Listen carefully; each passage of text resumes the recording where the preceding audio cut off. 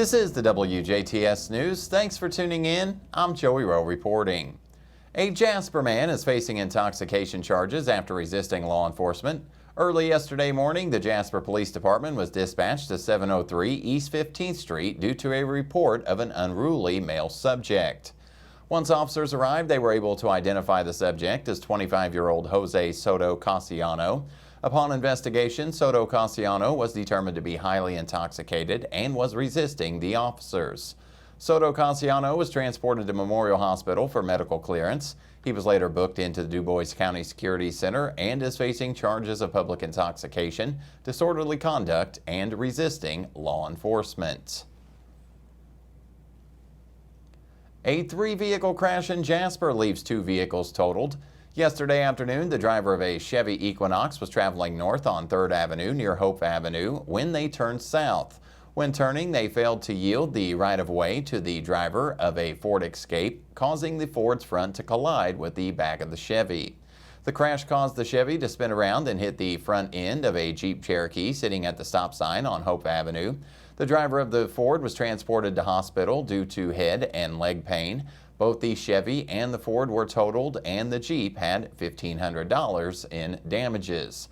The driver of the Chevy was cited for failure to yield right-of-way. Due to sewer lateral repair work on Jackson Street in Huntingburg, the road will be closed between 4th Street and Wood Lane on Tuesday, August 16th until approximately 3:30 p.m.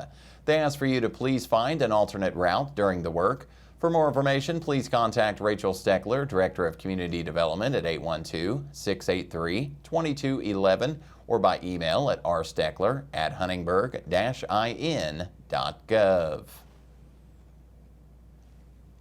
Glenn Petticord, 51 years old, of Evansville, Indiana, was sentenced to 18 months in federal prison after pleading guilty to escaping from federal custody. According to court documents, Petticord was sentenced to 156 months in federal prison for being a felon in possession of a firearm. Toward the end of his sentence, Petticord was transferred by the Federal Bureau of Prisons to a residential re-entry center in Evansville.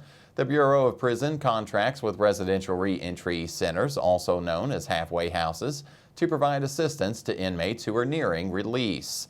Inmates serving a portion of their sentence at a residential reentry center are only authorized to leave the RRC through sign-out procedures for approved activities. Petticord was to remain in the facility and abide by the facility's rules until his projected release date of June 5th of 2021. On April 24th of 2021, Petticord left the reentry center without authorization and did not return. Law enforcement apprehended Petticord in Evansville on January 31st of this year. The suspect in a weekend murder in Marion is just 16 years old. Police arrested the teen after a deadly shooting early Saturday morning. No one is saying what led up to the shooting. Police say the victim is a 32-year-old man. It's not clear how or if the suspect knew the victim. Prosecutors asked a judge to hold the teen on a $500,000 bond until his next court appearance. In this week's Messmer Report, Mark Messmer talks about Senate intern opportunities for students. Here's State Senator Mark Messmer with this week's Messmer Reports. Hello, this is State Senator Mark Messmer with this week's Messmer Report. As college students return to campus to plan out their coming year, I'd like to remind them of the internship opportunities the Indiana Senate has to offer. The Indiana Senate Republican Caucus offers paid internships in a variety of roles. Legislative interns track and analyze bill data, provide constituent services, and staff committee meetings. Legal interns conduct legal research, draft and file Senate motions, summarize amendments and committee reports, and create a daily legislative agenda. Policy interns track, research, and summarize legislation to assist senators and staff. Press secretary interns track legislation and media coverage, write news releases and op-eds, and work with members of the media. Information technology interns respond to IT needs of senators and staff, troubleshoot hardware and software issues, and assist in the implementation of new technology. Multimedia interns assist with Senate photography and videography needs, stream committees in session, create visual content for print and web, and assist in website management.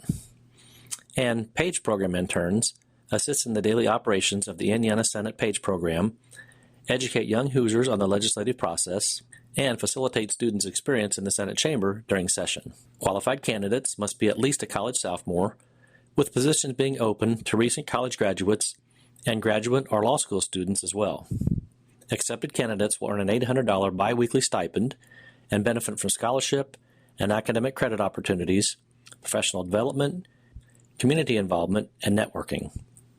Regardless of role, our interns play an integral part in the legislative session and will be working side by side with legislators and staff. These are full-time positions at the State House, which typically begin with an orientation in late December and conclude at the end of the legislative session in April 2023. Applications are open now through October 31st. Apply online at indianasenaterepublicans.com or follow us at INSenateGOP on social media to see when our staff will be visiting your college or university career fair. This has been State Senator Mark Messmer with this week's Messmer Report. As always, feel free to contact Senator Messmer's office directly with your questions and concerns by email at senator.messmer@iga.in.gov or by phone at 800-382-9467. Folks who live in the homes near Evansville that exploded last week were allowed to go home for a few hours over the weekend. Police allowed neighbors back into the area to see their homes, grab a few things, and to survey the damage. Some of the homes are unstable and may have to be torn down. Investigators have not yet said what caused the house in Evansville to explode. 3 people died in the explosion and more than a dozen homes were damaged in some way. There was an investigation into a small plane that took off from Bloomfield, Indiana and crashed in West Virginia. Investigators aren't offering any specifics about the crash in the small town of Metz, West Virginia. Local authorities say the pilot and the 2 passengers were found dead in the wreckage in a heavily wooded area.